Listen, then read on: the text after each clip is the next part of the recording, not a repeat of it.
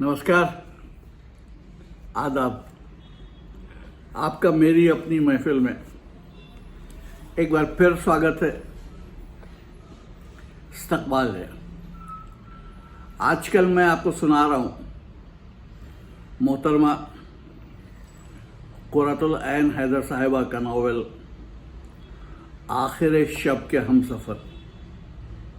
आज इसकी 22वीं किस्त। सुनिए, 22वीं किस्त। इस चैप्टर का उन्वान है एस्थर गिरिबाला बनर्जी।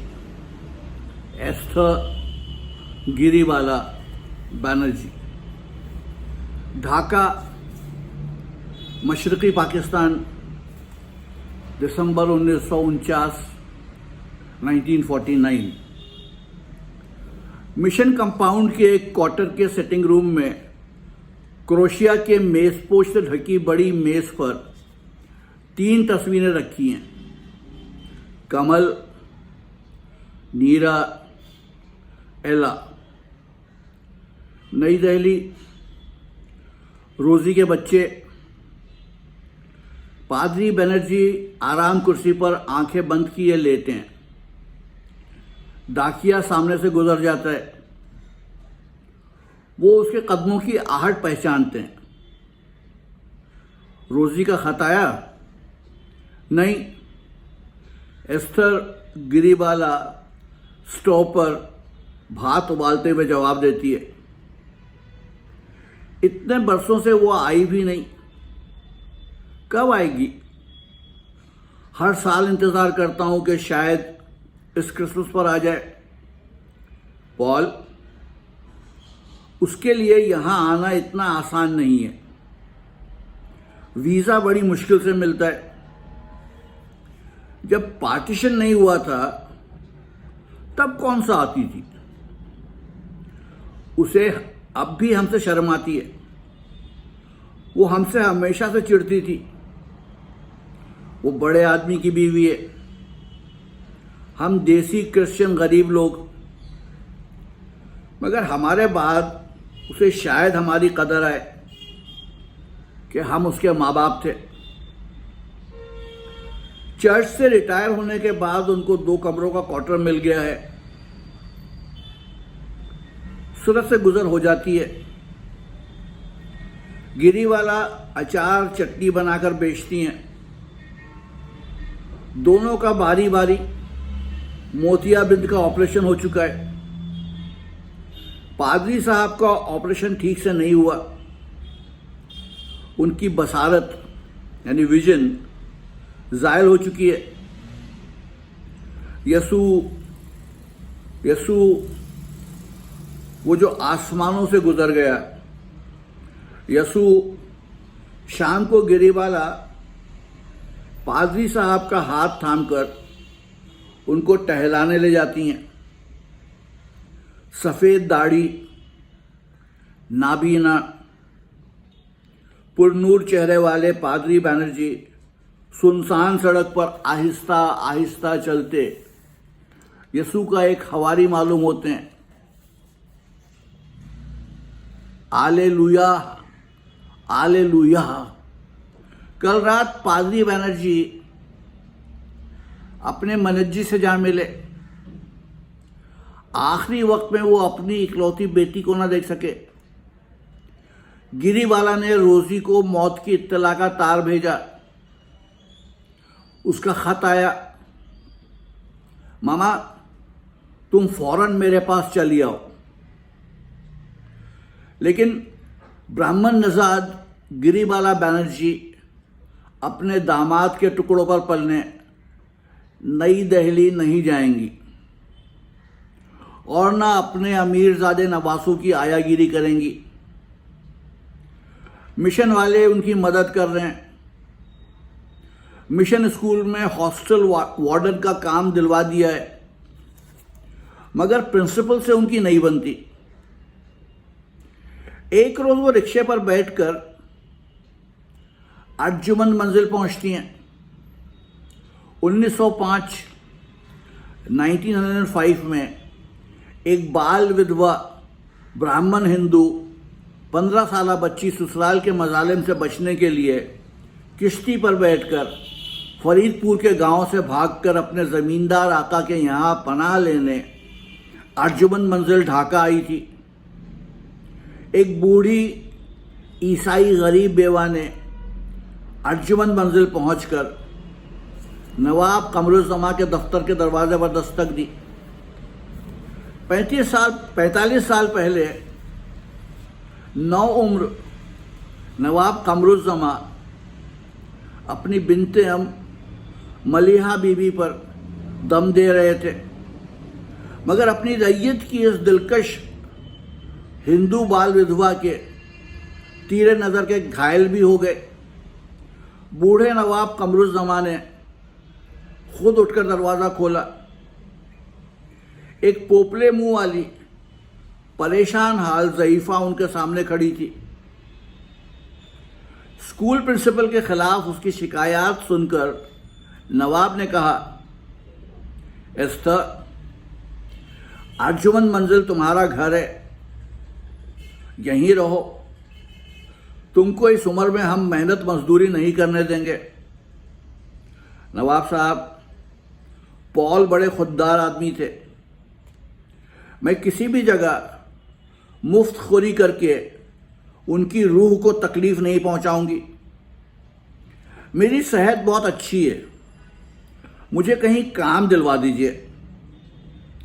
गिरीबाला देवी के इसरार पर नवाब साहब उनको यूनिवर्सिटी के गर्ल्स हॉस्टल में किचन सुपरवाइजर की मुलाजमत दिलवा देते हैं। 2 साल बाद वो बारिज़ा निमोनिया मर जाती हैं। चर्च यार्ड में पॉल के पहलू में दफन की गई। किसी को इल्म नहीं कि नई दिल्ली की मशहूर दौलतमंद सोशल वर्कर राधिका सान्याल उनकी बेटी है। नई दिल्ली में जिस वक्त रोजी को मिसेस बैनर्जी की वफात का तार मिला, जो नवाब कमरुज़्ज़मा ने भिजवाया था, वो अपनी आलीशान नई कोठी में डिनर के इंतज़ाम में मसरूफ़ थी। मेहमान आ चुके थे। तार बसंत कुमार सान्याल ने लिया। वो रोजी के पास गया, जो चंद गैर मुल्की मेहमानों का स्वागत कर रही थी। एक अमेरिकन स्कॉलर 1942 की तहरीक के बारे में एक अमेरिकन फाउंडेशन की तरफ से किताब लिख रहा था। इस सिलसिले में रोजी से मिलने आया था। उसने बसंत कुमार सान्याल से कहा, मुझे मालूम हुआ है कि आपकी बीवी 1942 के मूवमेंट की एक हीरोइन थी। बसंत कुमार सान्याल धीरे से मुस्कुराया। फिर उसने रोजी के हाथ में वो तार दिया जो ढाके से आया था, और आहिस्ता से कहा, रोजी, तुम हीरोइन नहीं थी, तुम्हारी मां हीरोइन थी। जहां आरा दीनाजपुर से मैके आई हुई थी, उस वक्त वह सब अर्जुमंद मंजिल के पिछले दालान में जमा थे। उसका बच्चा अकमल, वालिदा, भावज, दोनों छोटी बहनें। नैयर ज़मा ने अंदर आकर कहा, जरा अपनी चहेती यास्मीन मजीद की हरकतें देखो। ये देखो, लंदन के एक अखबार में उसकी तस्वीर किसी अंग्रेज से शादी कर ली। जहां आरा ने ऐनक लगाकर अखबार देखा। Black beauty weds dark dancer Yasmeen Majeed with her white prince charming. नंगे पांव वाली काली रक्कासा की शादी। माकूल और यास्मीन क्या रेस का घोड़ा है? ब्लैक ब्यूटी, डार्क डांसर, हद हो गई। नैयर उस जमाने सर हिलाकर कहा, जलपाईगुड़ी के मौलवियों का खानदान, ये अंजाम, नंगे पांव वाली रक्कासा, और वो निगोड़ा अंग्रेज क्या करता है? बेगम कमरुज़्ज़मान ने पूछा। होगा कोई भड़भूंजा। नैयर उस जमाने कहा, फैशन डिजाइनर है। जहां आरा ने अखबार पढ़कर कहा, मगर जब दीपाली का ट्रिनिडाद से खत आया, उसने लिखा था कि यास्मीन डांस करने पोर्ट ऑफ स्पेन गई थी। उस खत में तो किसी अंग्रेज वंग्रेज का जिक्र नहीं था। जेरल्ड, एड्रियन, बिलमोंट, बहुत खूब। अगले चैप्टर का उन्वान है यास्मीन बिलमोंट डार्क डांसर। दीपाली दीदी, आपका खत मिला। अब आपको सारी बात बताती हूं। बहुत अरसे बाद आपको खत लिख रही हूं। जेरल्ड से मैंने कहा था कि शादी इस्लामी तरीके से हो, वो मान गया। निकाह के लिए हमने एक दोस्त को बुलाया जो पहले बाकायदा मौलवी रह चुके थे, अब बेदीन थे। हम सब पब से निकलकर रात के 12 बजे उनके घर पहुंचे। वहां मजीद मैनोशी हुई। फिर मौलवी साहब ने निकाह पढ़ा। दूल्हा दुल्हन, मौलवी, गवाह सब नशे में आउट थे। शादी के बाद हम दोनों ने चेल्सी में एक म्यूज किराए पर ले ली। जेरल्ड की आमदनी बहुत अच्छी थी। मैंने रक्स तर्क कर दिया। सुघड़ हाउसवाइफ बनी। बच्ची पैदा हुई। उसका नाम शहरजाद रखा। जब वो जरा बड़ी हुई, मैंने फिर अपना डांस ट्रूप तैयार किया। एक रोज अचानक और बिल्कुल गैर मुतवक्को जेरल्ड मेरे ट्रूप के एक बंगाली रक्कास के साथ भाग गया। मालूम हुआ दोनों पेरिस में हैं। मैं पता चलाकर पेरिस पहुंची। उनको ढूंढ निकाला। सुबह को मैं उनके फ्लैट पर पहुंची। बंगाली छोकरा एप्रन बांधे, घरेलू औरतों के से अंदाज में स्टोव के सामने खड़ा नाश्ता तैयार कर रहा था। जेरल्ड ड्रेसिंग गाउन पहने बैठा अखबार पढ़ने में मसरूफ था। गृहस्थी का ये नज़ारा देखकर मुझे उबकाई सी आई और मैं बगैर कुछ कहे सुने उल्टे पांव लंदन वापस आ गई। फिर मैंने जेरल्ड को लिखा कि तलाक दे दे और मेहर अदा करे। उसका जवाब आया कि शादी ही कब हुई थी। मौलवी और गवाह सब नशे में धुत थे। वो निकाह नहीं था, मजाक था। अलावा अजी हमने बाल लिहाज बरतानवी कानून सिविल मैरिज नहीं की, लिहाजा बच्ची की परवरिश की जिम्मेदारी भी मुझ पर आयद नहीं होती। मुझे सिनफ़े नाजुक में कभी दिलचस्पी नहीं थी। तुम लंदन में अपना डांस स्कूल और योगा क्लासेस चलाने की नाकाम कोशिश कर रही थी और डाउन एंड आउट थी और वतन वापस जाने के लिए किराया तक पास ना था। मैंने तुम्हारे साथ रहकर तुम्हारी कफालत की, महज अजराह हमदर्दी।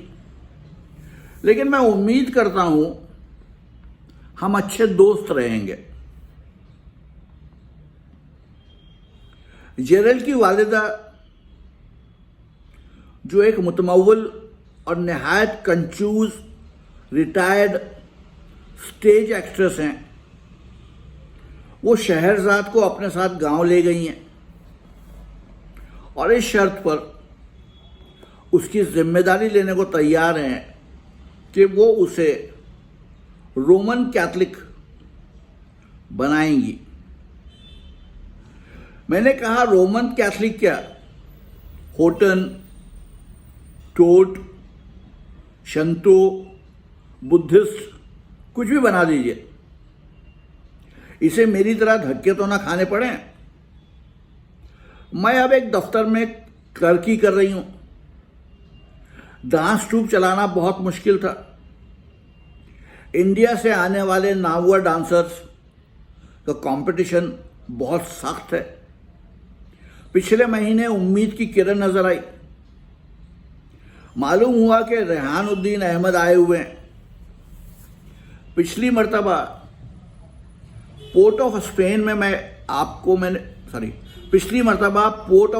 में आपको मैंने बताया था किस तरह ये हजरत एक जमाने में मेरा पीछा करते रहे थे। अब वो मिनिस्टर थे, यहां एक वफद के साथ आए थे और डोचेस्टर में ठहरे थे। मैंने फोन किया, मिलने की कोशिश की, उन्होंने साफ टाल दिया कि बहुत मसरूफ हैं। फिर मैंने सुना उन्होंने कहा पुराने शनासा अब करीबी दोस्त होने का दावा करते हैं, मुझे तंग करते हैं, ये काम करवा दो, वो काम करवा दो। मैं किस किस से मिलता फिरूं? जिस हमवतन से उन्होंने ये कहा, इत्तेफाक से वो मुझे जानता भी था, उसने आकर मुझे बताया, जहां आपा से आपकी खत किताबत है। मैंने उनको कई खत लिखे, जवाब नहीं आया। गालिबन अर्जुमन मंजिल वाले भी मेरी तर्ज जिंदगी से सख्त मुतनफ़र और बेजार हैं, मगर मैं क्या कर सकती हूं?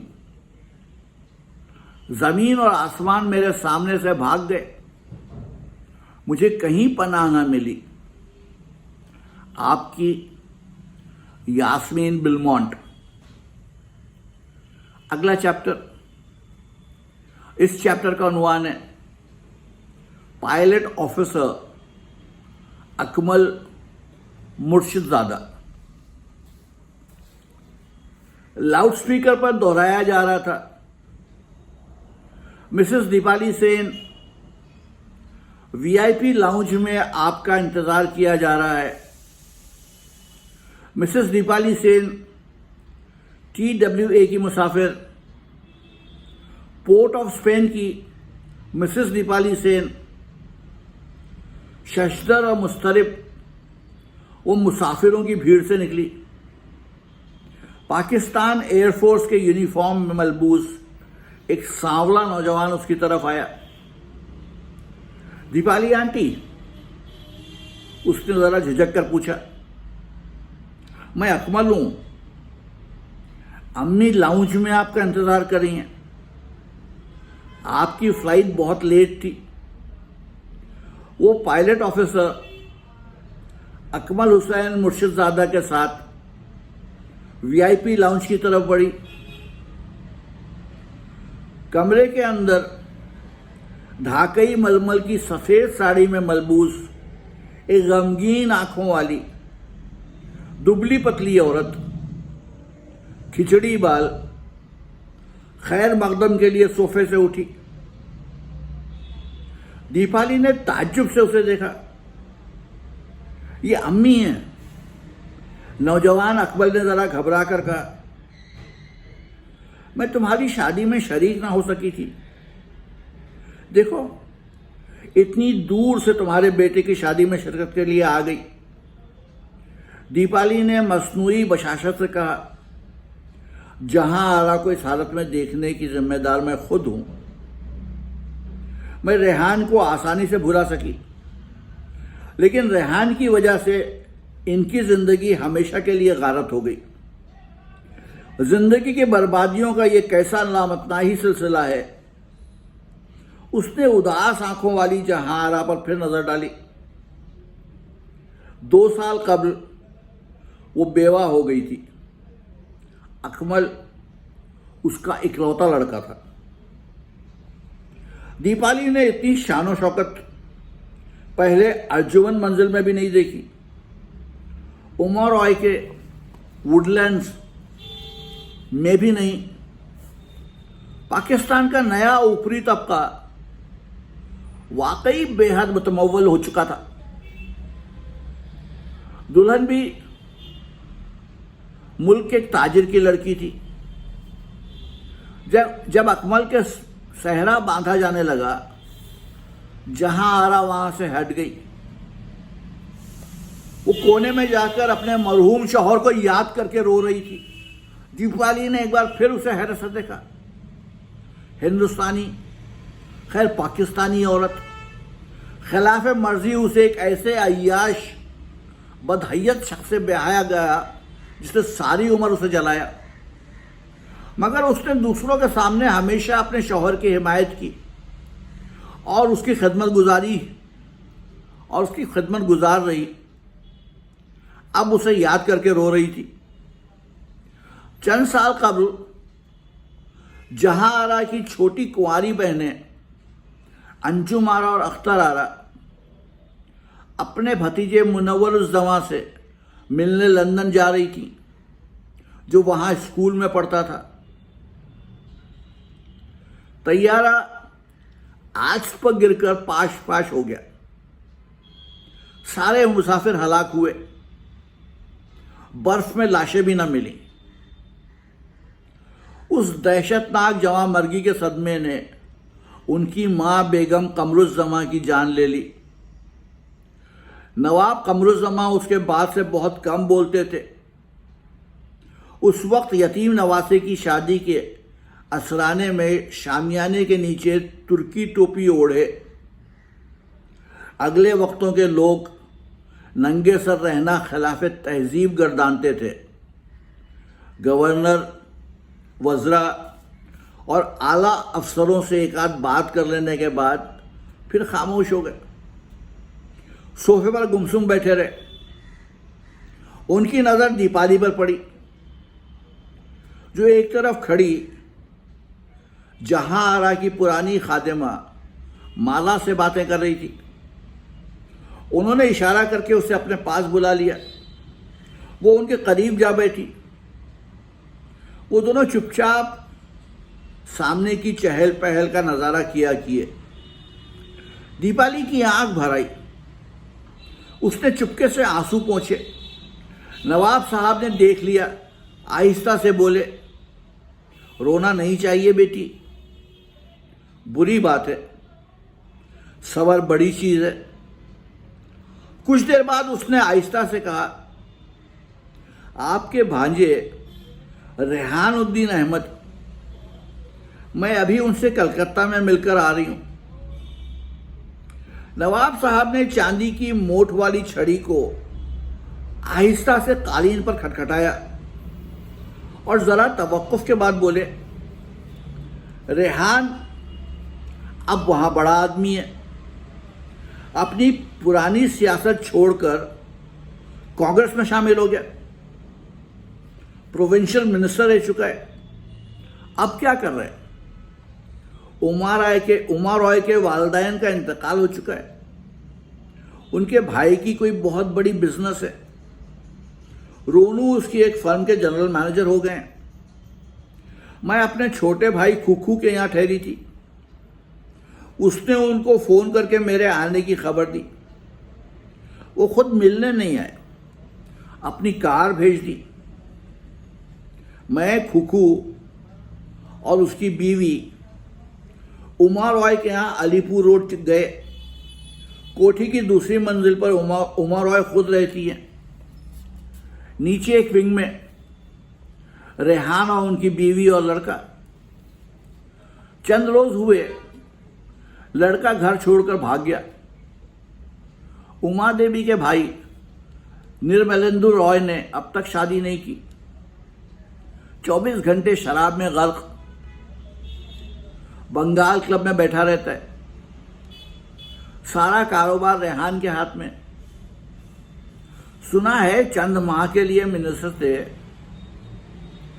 निर्मलेंदु और उमा रॉय के इस कारोबार को बहुत फायदा पहुंचाया था। इस वजह से वो लोग उनके और ज्यादा एहसानमंद हैं।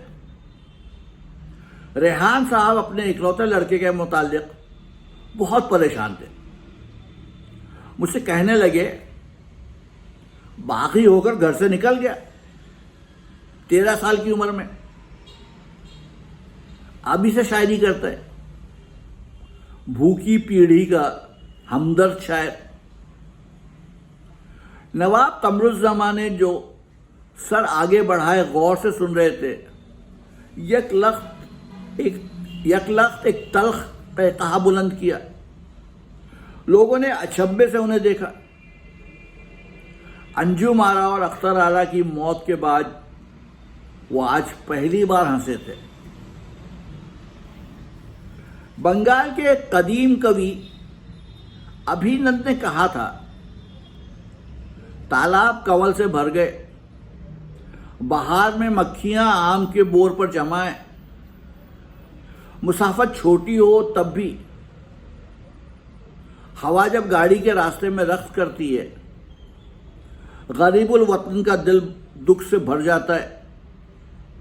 और ढाका से पोर्ट ऑफ स्पेन का रास्ता बहुत तवील था। वापस जाने से कबल उस आखिरी शाम वो संगे सुर्ख के तालाब के किनारे पुराने राज सिंहासन पर बैठी जहां आरा से बातें करती रही। उस नकली शाही तख्त पर लड़कपन में ये लोग इसी तरह बैठा करती थी। मान जहारा ने पूछा, रेहान भाई की दुल्हन कैसी हैं? कौन लोग हैं? आम सी घरेलू बीबी हैं, दीवाली ने जवाब दिया। गरीब शरीफ घराने की लड़की। बता रही थी उमा रॉय के भाई निर्मलेंदु रॉय नशे में गैन कार चला रहे थे गार्डन रीच में। इन जोहरा बीबी के बाप उनकी कार के नीचे दबकर मर गए। वो एक गरीब कारीगर थे, जरदोज, जिनके दादा लखनऊ से कलकत्ते आ गए थे। उमा देवी ने तिगड़म करके भाई को पुलिस कचहरी से बचा लिया। मरने वाले की एक ही लड़की थी, मां मर चुकी थी, भाई आवारा निकल गए थे। उमा रॉय बतौर तलाफी उस यतीम बेसहारा लड़की को अपने यहाँ अपनी नई कोठी में ले गई। अपने वार्डरोब की देखभाल उसके सुपुर्द कर दी। रहने के लिए एक कोठरी दे दी। जरदोज की लड़की सीने पिरोने में ताक, सलीकामंद, एहसास कमतरी का शिकार। रेहान साहब जो हस्ब मामूल उमा के यहाँ आते रहते थे, उन्हें यह लड़की भा गई। ये पार्टीशन के 2.5-3 साल बाद की बात है।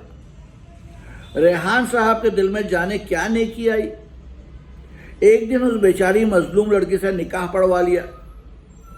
उमा उसके साथ बुरी सास नंद का बर्ताव करती हैं। वो खामोश रहती है। रेहान भी इसका कोई खास नोटिस नहीं लेते। उमा रॉय का एक दिलचस्प मशगला सोहरा ने बताया, दायमुल मरीज हैं, सियासत से कभी की किनारा कश हो चुकी हैं। सुबह सवेरे उठकर नजदीक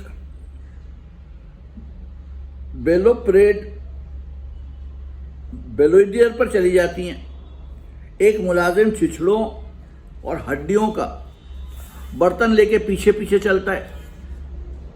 सड़क और बाग के सारे अदारे बिल्लियों और कुत्तों को नाश्ता कराती फिरती हैं। फिर कौवों को दाना डालती हैं।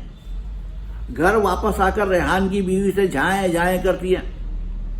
रेहान उमूमन घर से बाहर रहते हैं। What a life. जहां आरा ने एक गहरा सांस लिया और उठकर मगरिब की नमाज के लिए अंदर चली गई। बावर्ची खाने की तरफ से राबिया आती नजर आई।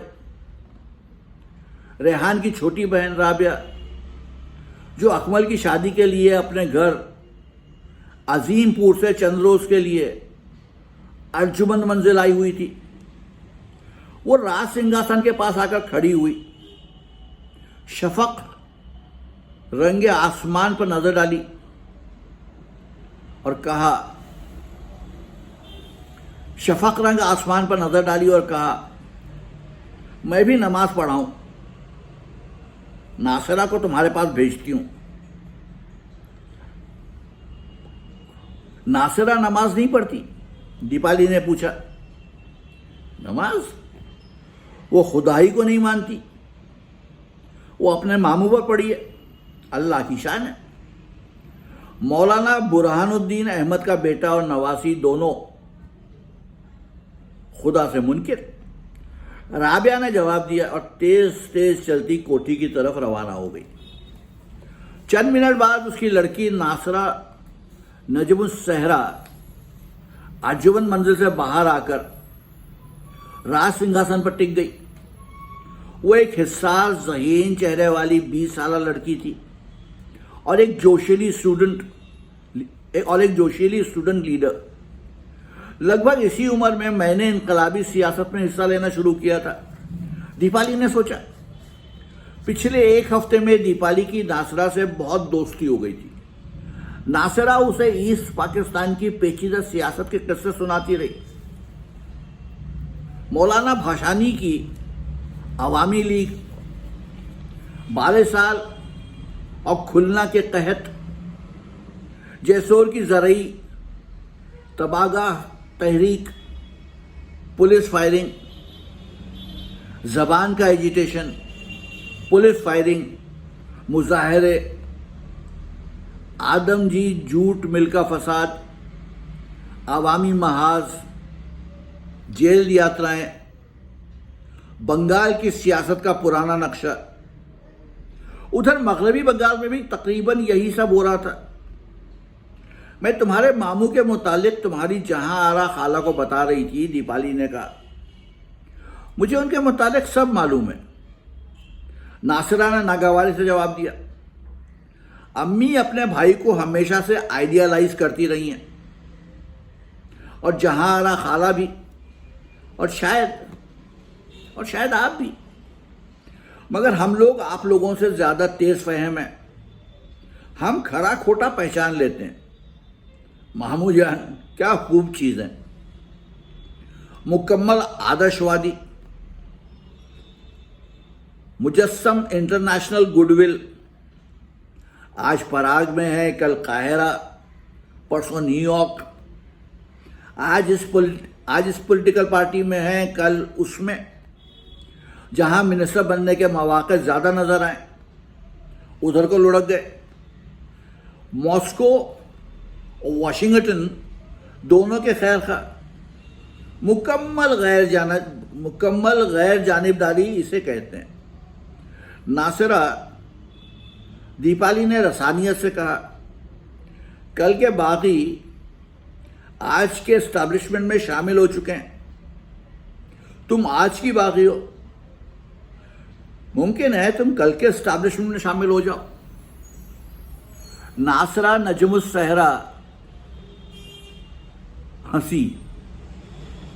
दीपाली आंटी, माफ कीजिएगा, आपकी उम्र के स्टेज पर पहुंच चुकी हूं जहां इंसान सिनिसिज्म को एक दफाई हथियार, एक जरह बख्तर की तरह इस्तेमाल करता है। उसका जाविया निगाह बदल जाता है। दीपाली खिलखिलाकर हंस पड़ी। उसने कहा, नासिरा डियर, तुमने एलिस इन वंडरलैंड पढ़ी है? उसकी वो नज्म याद है? Your old father William, the young man said, and your hair has become very white, and yet you incessantly stand on your head. Do you think at your age it is right? नासरा भी हंसने लगी और बोली, यह बात तो आपके पंडित नेहरू से कहनी चाहिए। माला अंदर से कहवे की ट्रे लेकर आई और उसे तख्त पर रख दिया। उसके वापस जाने के बाद दीपाली ने कहा, नासरा, तुम जहां आरा से मिलती रहा करो। मुझे महसूस हुआ है कि वो बेहद तन्हा है। नैयरुज़्ज़मा की बीवी से उसकी नहीं बनती। दीनाजपुर अपनी ससुराल में अब वो रहना नहीं चाहती। माँ मर गई। 2 जवान बहनों की खौफनाक मौत का गम सह चुकी है। बाप चिराग शहरी हैं, वो उनसे हमेशा खाइफ ही है। शौहर मर गया। जैसा कुछ भी था, अब लड़के ने अपना घर बसा लिया। वो कितनी अकेली है होंगी। मुझे उनसे कोई हमदर्दी नहीं। क्या आपको मालूम है कि अकबर मुझसे शादी करना चाहता था?